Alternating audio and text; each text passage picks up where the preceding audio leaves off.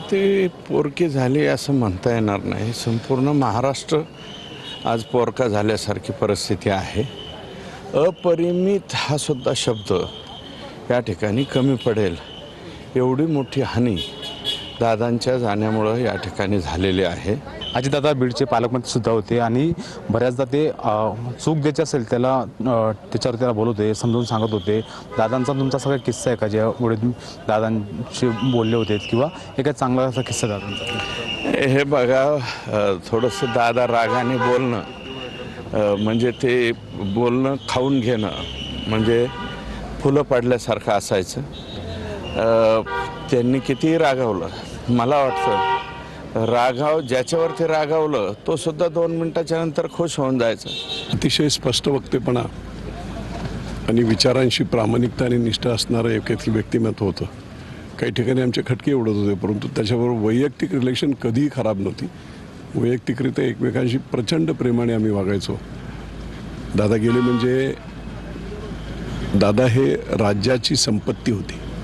He was asset of government of Maharashtra आणि ती संपत्ती आज आपण हरवली आहे. निश्चितपणे इतक्या ताकदीचा, इतका स्पष्ट वक्ते बोलणारा, इतका गोरगरिबांसाठी शेवटच्या माणसासाठी धडपडणारा माणूस होणे नाही.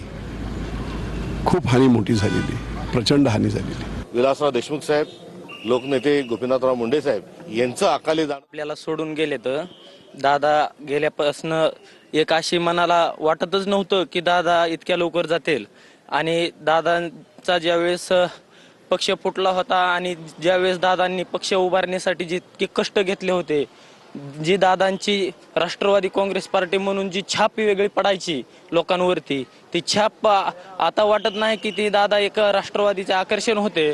आणि दादा आमच्या धाराशिव जिल्ह्याचे जावई होते आणि दादांनी आमच्या जिल्ह्यामधून एक मोठ्या प्रमाणामध्ये आमच्या जिल्ह्याने दादांना ताकद दिलेली होती. आणि दादांबद्दल जेवढं काही बोलावं ते अपूर्णच वाटतंय. तुमच्या काही आठवणी? दादाविषयी भरपूर आठवणी आहेत. आम्ही दादाच्याच कंपनीत काम करतो, डायनामिक्सला, माताडीमध्ये. दादा गेले, फार दुःख आहे आम्हाला.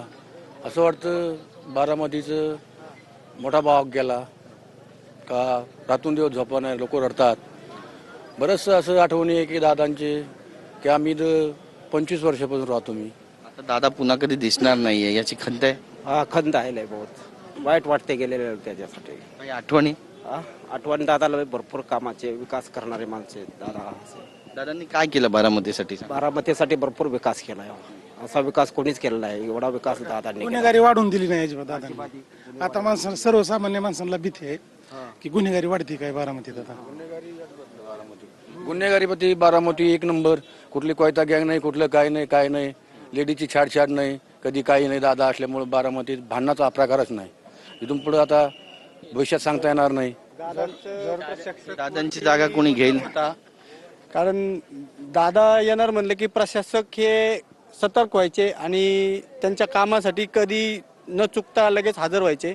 आणि प्रशासकच्या आधी दादा जिथं काही काम असेल तर तिथं हजर असायचे. दादांचं जे कामाचं स्वरूप होतं, असा नेता परत बारामतीलाही मिळणार नाही आणि महाराष्ट्राला तर मिळणारच नाहीये. कारण माझं स्वतःच्या काही अडचणी असल्या तर एक फोन केला तरी स्वतः दादा फोन उचलून माझ्याशी बोलायचे.